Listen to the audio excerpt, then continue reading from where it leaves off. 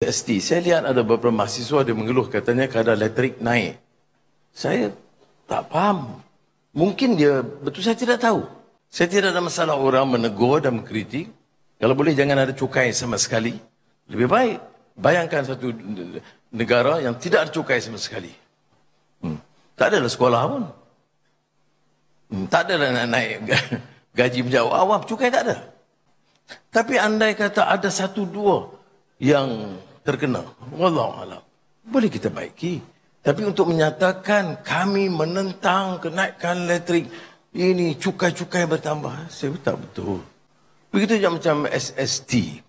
Bila kita kenakan kepada buah-buahan import, kerana saya fikir sampai masa tanah subur, boleh tanam apa pun belakang rumah. Maka kita mula dengan kadar yang ambil keputusan ketat. Kenakan sedikit tarif ataupun cukai bagi buah-buahan import. So Datuk Seri, kamu perkenalkan cukai SST ke atas buah-buahan import ini sebab kamu nak suruh rakyat tanam buah belakang rumah. Oh, habis tu orang yang duduk mapan sepuri flat tu macam mana? Nak kena tanam buah-buah ni belakang rumah ke Datuk Seri? La ilaha illallah. Habis tu yang cukai SST ke atas ikan kembung, ikan tonggol, ikan bilis tu macam mana? Kita orang nak kena tangkap atau bela belakang rumah juga ke macam mana Datuk Seri?